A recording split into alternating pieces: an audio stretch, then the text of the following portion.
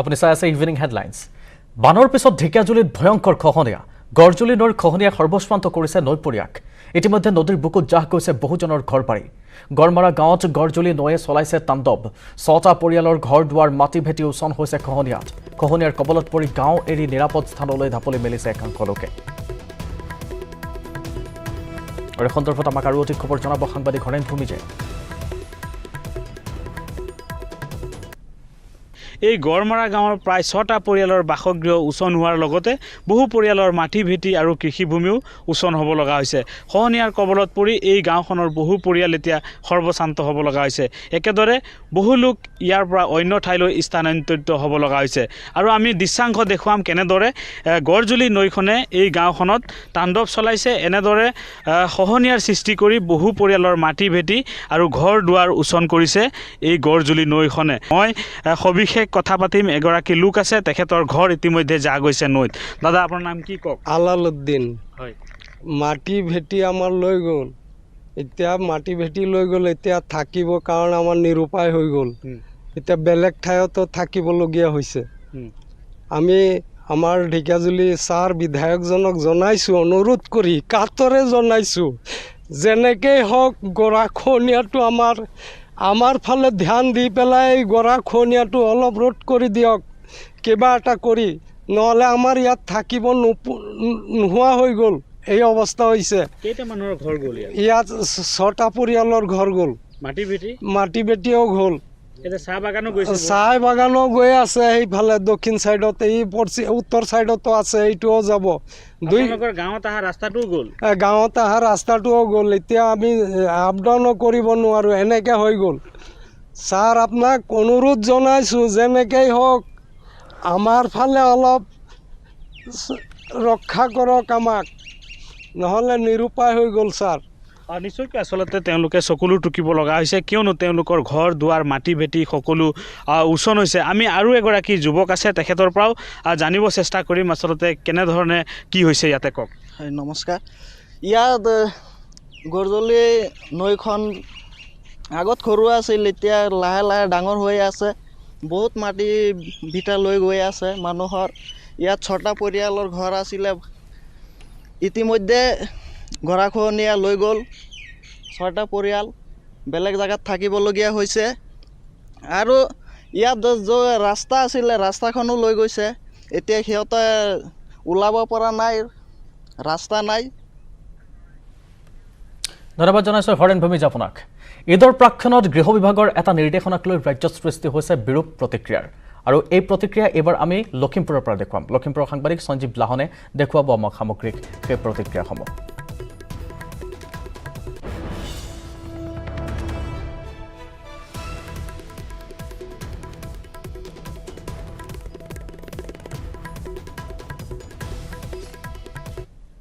লখিমপুৰ জিলা মৰকজ মছজিদত উপস্থিত আছে আৰু মোৰ লগত আছে আলিম সমাজ। এই মছজিদৰ পৰিচালনা সমিতিৰ সভাপতি সম্পাদকৰ লগতে কেইবাজনো মুছলমান সমাজৰ লোক আছে, তেওঁলোকৰ পৰা মই পোনে পোনে প্ৰতিক্ৰিয়া জানিবলৈ যাম। মই প্ৰথমতে আপোনাৰ ওচৰলৈকে আহিছোঁ যে যিটো আহ্বান জনাইছে বদৰুদ্দিন আজমলে, তাৰ বিপৰীতে যিটো এবাৰ ঢৌ সৃষ্টি হৈছে যে কুৰবানী হ'বনে নহয় ঈদত, এই কথাটো লৈ কেনেদৰে প্ৰতিক্ৰিয়া ব্যক্ত কৰিব? নাই, ইছলাম ধৰ্মীয় নিয়ম নীতিত যিটো আছে পৰম্পৰা, সেইটো চলিয়ে থাকিব। আজমল চাহাব তেখেত হ'ল UDF-ৰ নেতা, আৰু তেখেত এজন ভাল আলিম, এইটো সত্য কথা। তেখেত ডনাৰো হয়, এজন বিভিন্ন গৰীব দুখীয়া মানুহক সহায় কৰে। তেখেত UDF-ৰহে কথা। তেখেতে আকস্মিকভাৱে এই কথাটো কৈ দিব নালাগিছিলে যে এই চাল মে গৰু নিহি কটা যায়গা, এই কথাটো আকস্মিকভাৱে কৈ দিয়াৰ কাৰণে আমি ইছলাম জগতৰ মুছলমান মানুহসকলে, ব্যক্তিসকলে আমি এই ঈদ-উজ-জোহাত দুখ প্ৰকাশ কৰিছোঁ, আৰু তেখেতৰ প্ৰতি আমি এইটো দুখ পাইছোঁ, এই কথা। দ্বিতীয় কথা হ'ল, অন্য বছৰ যেনেকুৱাকৈ কোৰবানী দিয়া হয়, এই বছৰ ঠিক তেনেকুৱাকৈ কোৰবানী হৈয়ে যাব, চলিয়ে থাকিব। তাৰ মাজত আমি সতৰ্কতা অৱলম্বন কৰিম। স্পৰ্শকাতৰ এলেকাত মই সকলো মুছলমান ধৰ্মীয় মানুহক অনুৰোধ জনাম, স্পৰ্শকাতৰ এলেকাত যাতে কোৰবানী দিওঁতে সদায় সতৰ্ক হয় আৰু সতৰ্কতা অৱলম্বন কৰি তেখেতসকলে কোৰবানী দিয়ে, এইটো মই তেখেতসকলক অনুৰোধ জনাম। এইবাৰো পৰম্পৰা অব্যাহত থাকিব। মই আপোনাৰ ওচৰলৈ আকৌ আহিম। মই আপোনাৰ লগতে কথা পাতিব বিচাৰিছোঁ। লখিমপুৰ জামে মছজিদৰ যিহেতু আপুনি সম্পাদকৰ দৰে এটা গুৰুত্বপূৰ্ণ পদবীত আছে, এইবাৰ কি হ'ব আপোনালোকৰ সিদ্ধান্ত? আমি এইবাৰ কাগজে পত্ৰই, পেপাৰত, টিভিত আমি যিবিলাক চাই আছোঁ, আজমল চাহাবৰ কথাৰ কোনো গুৰুত্ব নাই। আমি চৰকাৰ ৰাজ্য চৰকাৰ বা ভাৰত চৰকাৰৰ যিবিলাক আইন দিছে, নীতি নিয়ম দিছে, তাত ক'তো উল্লেখ নাই যে গৰু কুৰবানী কৰিব নোৱাৰিব। স্পষ্টকৈ গোটেই আইনখিনি লিখি দিছে। তাত কৈছে গাই গৰু, পোৱালি গৰু, এনেকুৱা কিছুমান কথা আছে যিবিলাক আমি কুৰবানী কৰিব নালাগে বুলি কৈছে। কিন্তু গৰু কুৰবানী কৰিব নোৱাৰিব, নালাগিব আজি এতিয়ালৈকে গভৰ্ণমেণ্টে কোৱা নাই বা কোনো আইনত এইটো দিয়া নাই। সেইকাৰণে আমি আহমেদপুৰ জামে মছজিদ মৰকজ মছজিদে কালি শুকুৰবৰীয়া সাপ্তাহিক নামাজত আমি নামাজৰ সময়ত আমি গোটেই ৰাইজক সতৰ্ক কৰি দিছোঁ যে এইবাৰ পৰিস্থিতিটো দেখা গৈছে অলপ জটিল, গতিকে আমি যাতে অন্য ধৰ্মাৱলম্বী লোকৰ অনুভূতিত যাতে আঘাত নপৰে, আপোনালোকে সাৱধানতাৰে কুৰবানী কৰিব। হয়, এই আছিল লখিমপুৰ আলিম সমাজৰ স্পষ্ট মন্তব্য যে পৰম্পৰা ৰক্ষা কৰি এইসকলে অহাকালিলৈ ঈদ উজ জোহাত কুৰবানী দিব, কিন্তু সেই কুৰবানীৰ জৰিয়তে যাতে কাকো আঘাত নকৰে তাৰ প্ৰতি আহ্বান জনাইছে আলিম সমাজ। ডিগবৈত 3 ড্ৰাগছ আসক্ত যুৱকক আটক কৰিছে আৰক্ষীয়ে। ডিগবৈ PNGBৰ ৰোড আৰু পানবাৰী অঞ্চলৰ পৰা আটক কৰা হৈছে যুৱককেইজনক। ডিগবৈ মুলিয়াবাৰীৰ গাঁওৰক্ষী বাহিনীৰ তৎপৰতাত আটক কৰা হৈছে যুৱককেইজনক। যুৱককেইজনৰ পৰা মাৰাত্মক হেৰইন জব্দ কৰা হৈছে। ডিগবৈ আৰক্ষী থানাত NDPS ধাৰাত ড্ৰাগছ আসক্ত যুৱক 3জনৰ বিৰুদ্ধে ৰুজু হৈছে গোচৰ। আটকাধীন যুৱককেইজন ক্ৰমে বিতুল দিহিঙ্গীয়া, দীপক দেৱ আৰু সন্তোষ যোশী।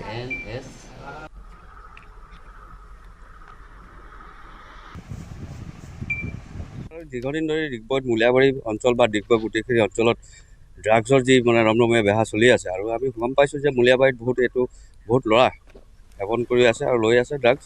আৰু ইয়াৰ কাৰণে আমি গাঁওৰক্ষী বাহিনী কালি কেইবাদিনৰ পৰা ইয়াৰ অনুসন্ধান চলাই আছিলোঁ।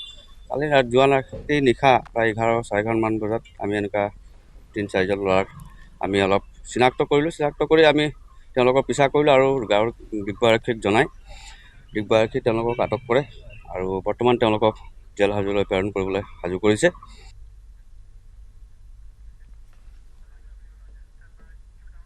18 জুলাইত ৰাষ্ট্ৰপতি নিৰ্বাচন।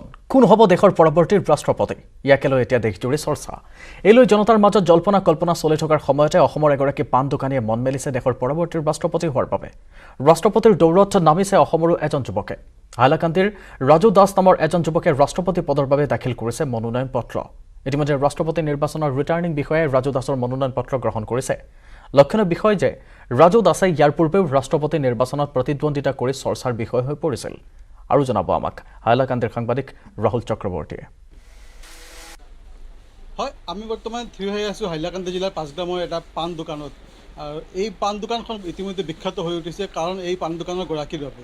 কিয় বিখ্যাত এইগৰাকী পাণ দোকানী? কাৰণ তেওঁ এইবাৰ আকৌ ৰাষ্ট্ৰপতি নিৰ্বাচনৰ বাবে তেওঁ মনোনয়ন পত্ৰ দাখিল কৰিছে। যোৱা ৰাষ্ট্ৰপতি নিৰ্বাচনতো তেওঁ মনোনয়ন পত্ৰ দাখিল কৰিছিলে এই নিৰ্বাচনৰ বাবে। এইবাৰ আকৌ তেওঁ নিৰ্বাচনত অৱতীৰ্ণ হৈছে। আৰু আমাৰ লগতে আছে এইগৰাকী পাণ দোকানীৰ ৰাজু দাস। তেওঁৰ পৰা আমি পোনে তেওঁৰ বক্তব্য জানিব বিচাৰিম, কিয় আপুনি এই মনোনয়ন পত্ৰ জমা দিছে। आप संवाद माध्यम से मैं प्रत्येक भारत के जनसाधारण को मैं अपना हार्दिक शुभकामना और प्रणाम बोलता हूं।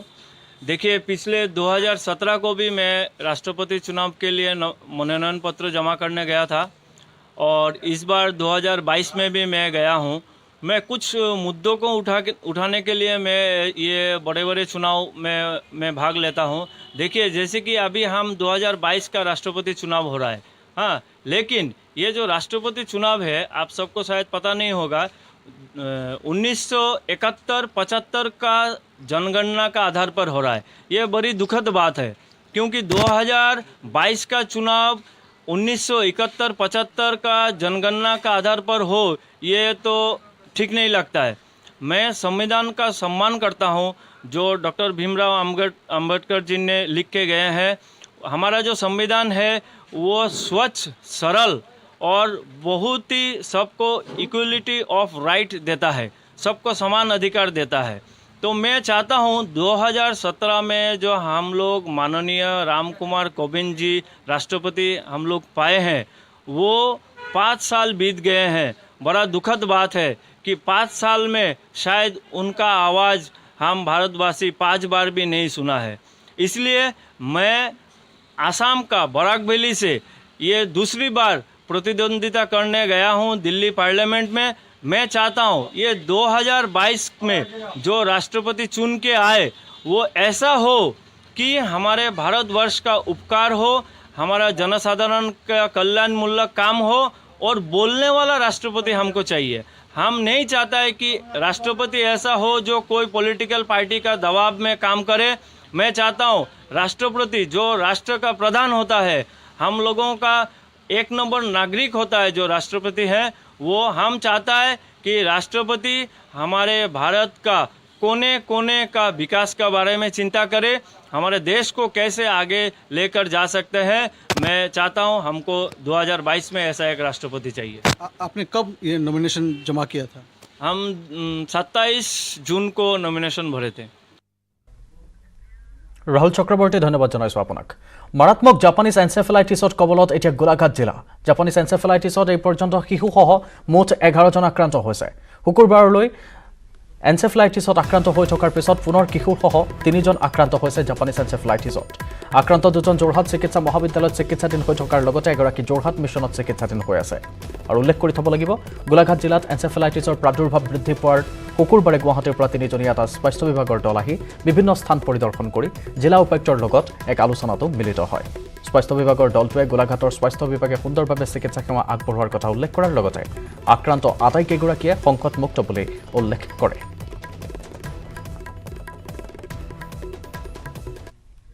দ্বাৰা বিয়পে, গতিকে ঠিক তেনেকুৱা গোলাঘাটত এইবাৰে যে হৈছে এনেকুৱা নহয়, প্ৰতি বছৰে এনেকুৱা ধৰণৰ বেমাৰবিলাক আহি থাকে ইয়াত। আৰু এই বেমাৰৰ এটাই কথা হ'ল কি যে এমাহমান থাকে, তাৰপিছত ইয়াৰ বেমাৰৰ প্ৰাদুৰ্ভাৱটো কমি যায়। এতিয়া ইয়াত যিকেইটা কেছ আমি দেখিলোঁ বা পালোঁ, মই দুদিন ঘূৰি ইয়াত কিমান 11টা কেছ আছে, 11টা। গতিকে ইয়াত 11টা কেছ দেখিলোঁ আৰু এই গোটেইকেইটা 11টা কেছ হস্পিটেলাইজেশ্যন হৈ আছে আৰু প্ৰায় ৰিকভাৰী মানে হ'ব যেন লাগে মোৰ। তেওঁলোক আছে আমাৰ ডেৰগাঁও আপোনাৰ নকুল কাবৰা, তাৰ তেওঁ 14 বছৰ হয়। তাৰপিছত আপোনাৰ KBL আছিলে, তেখেত হৈছে SP নাথ, তেখেতে KBL আণ্ডাৰ গমাৰীত কাম কৰে, অৰিজিনেল শিলচৰৰ বুলি গম পাইছোঁ আমি। আৰু আপোনাৰ এজন আছে, আৰু এজন হৈছে ভূৱেন শইকীয়া সৰুপথাৰ। 11 জন। গুৱাহাটী উচ্চ ন্যায়ালয়ৰ এজন জ্যেষ্ঠ অধিবক্তাৰ ঘৰতে এইবাৰ চোৰৰ হাতোৰা। দিন দুপৰতে চোৰে চলালে চাফাই অভিযান। অধিবক্তা জুবেৰ আহম্মদৰ মহানগৰীৰ দক্ষিণ গাঁওস্থিত বাসগৃহত সংঘটিত হৈছে সেই ঘটনাটো। চোৰে লুটি নিছে সোণৰ অলংকাৰৰ লগতে নগদ ধন। ঈদৰ বাবে এজন লোকক ঘৰটো চোৱাৰ চিতা কৰিবলৈ দি মৰিগাঁৱলৈ গৈছিল অধিবক্তাগৰাকী। লোকজনে বিশেষ কামত ওলাই যোৱাৰ সময়তে কোনো নথকাৰ সুযোগ লৈ চোৰে সংঘটিত কৰিলে চুৰি কাৰ্যটো, লগতে লণ্ডভণ্ড কৰিলে ঘৰটোৰ সকলো আচবাব আৰু সামগ্ৰী। ইতিমধ্যে ঘটনা সন্দৰ্ভত ভগদত্তপুৰ আৰক্ষীৰ কাষ চাপিছে ভুক্তভোগীগৰাকীয়ে।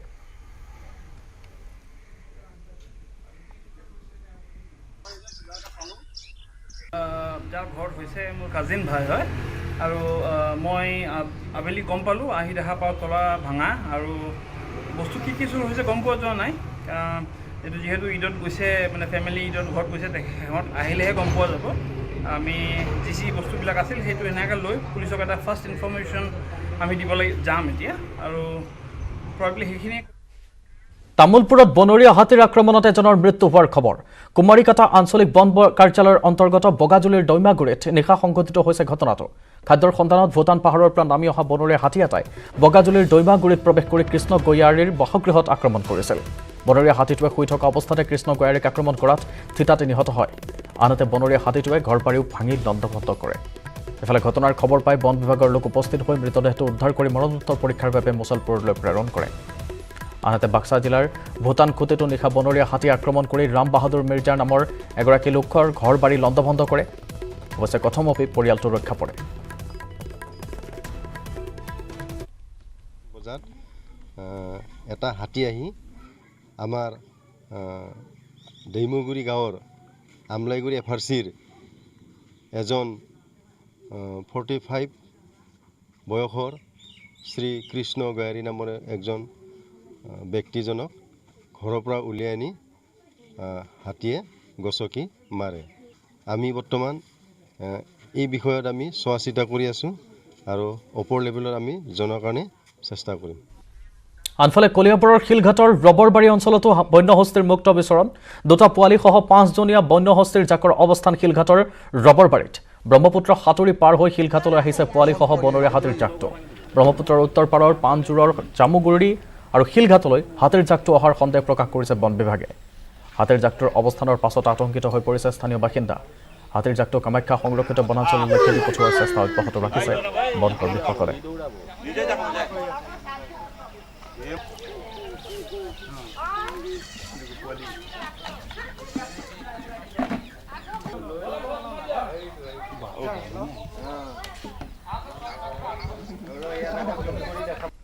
এতিয়াতো ৰাইজৰ মুখত জনামতে এইটো জামুগুৰি পাণপুৰ ছাইডৰ পৰা আহিছে। ৰাতিপুৱা ঠিক 5:30-6 মান বজাত এনেকুৱাত পাৰ হৈছে, ব্ৰহ্মপুত্ৰ পাৰ হৈ আমাৰ পাৰে আহিছে। কিন্তু এতিয়া মানুহৰ ঘৰৰ পাছফালে সৰু জংঘল অকণ আছে, তাৰ পৰা এতিয়া খেদি উলিয়াবলৈ অকণ অসুবিধাতেই পৰিছোঁ, কাৰণ চাৰিওফালে মানুহৰ ঘৰ।